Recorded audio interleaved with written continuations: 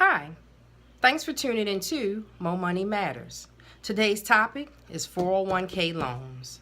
Sometimes we got to do it. Sometimes it's not the best decision, but we got to make sure we're making the best informed decision. And the number one way to do that is learn your employer's plan. Learn the details and their pros and cons of that individual plan. We're going to just kind of hit on a few pros and cons of some of the more universal type plans that they have. But again, you must check with your individual administrator to determine what your details are. But some of the more obvious pros are it's much faster than going to a bank getting a traditional loan. The interest rates, of course, are much, much cheaper. You don't have to do a credit check. So you're not filling out the application, doing a credit check, waiting for that to come back, for them to determine if you're credit worthy or not. It's more streamlined and a cleaner process. You don't have to worry about the repayment part of it because it automatically comes out of your paycheck every 2 weeks. Whatever amount is established, it automatically comes out. You don't have to write a separate loan check.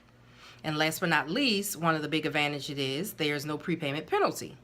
So if your payments are very affordable, you can sometimes double up or pay extra 2 or 3 times a year to shorten that term, which that term normally is 5 years to pay it back. But if you can shorten it and free up that obligation, perfect. Now, some of the cons to it is, even though some people may agree, disagree, I always look at the double taxation. Because initially you put it in as a pre-tax dollar, and then when you take out the loan, and then you repay the loan with after-tax dollars, and then when you're 59 and a half, when you go and get your distributions, you're being taxed at that point. So to me, a portion of can be what they consider double taxation. It may not be a major issue for you based on the amount of loan that you've taken out, but that's something to consider.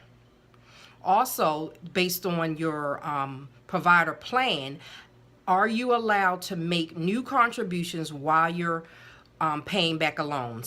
If you're paying back a loan, you cannot add new contributions. So you lose the right to continue to contribute, which means you lose the potential of any growth. And you also lose your pre-tax deduction, which some people may need if they're trying to get their W-2 box 1 lower based off of their pre-tax deduction. So that's something you have to look into as well. And last but not least, this is a big one for me, especially with today's economy and jobs. If you quit or if you get fired before you pay back the loan, you have an average of 60 to 90 days to pay that back, the whole amount in full. If not, it's considered an early withdrawal, which is a 10% penalty, and you're still going to be taxed for your federal and your state. So that's something to consider before you take out the loan. If you're not sure of your employment and how long you're going to be there, because remember, this is a 5-year loan, you may want to consider that as a reason that you don't do it. So again, just to highlight some things, the number one thing you need to do is know your employer's plan. Know all the details, the pros and cons for that individual plan.